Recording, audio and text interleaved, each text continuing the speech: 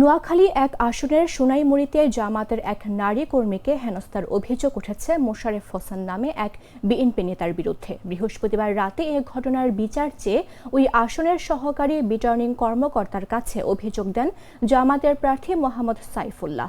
অভিযোগে জানা গেছে, বৃহস্পতিবার সকালে সোনাইমুড়ী ৮ নম্বর ওয়ার্ডের প্রচারকালীন সময়ে দাঁড়িপাল্লার এক নারী কর্মীর ওপর সহযোগীদের নিয়ে হামলা চালিয়ে হেনস্থা করে ওই ওয়ার্ড বিএনপির সাধারণ সম্পাদক মোশারেফ হোসেন। এ ঘটনায় সুষ্ঠু বিচার দাবি করা হয়। ফেসবুকে ছড়িয়ে পড়া ১ মিনিট ১৩ সেকেন্ডের একটি ভিডিওতে দেখা যায়, বিএনপি নেতা মোশারেফ হোসেন এক নারীকে কোরআন নিয়ে প্রচারণার জন্য শাসাচ্ছেন। এ সময় ওই নেতার পাশে থেকে লোকজনও নারীকে নানান কটু কথা শোনা যায়। অভিযুক্ত বিএনপি নেতা মোশারেফ হোসেন জাগো নিউজকে বলেন, আমি কাউকে হেনস্থা করিনি, তবে একজন নারী আমার ওয়ার্ডে কোরআন হাতে নিয়ে একজন প্রার্থীর পক্ষে প্রচারণা করায় তাকে এ ধরনের কাজ থেকে বিরত থাকতে বলেছে। তখন পথচারী কেউ ভিডিও করে তা ফেসবুকে দিয়েছে।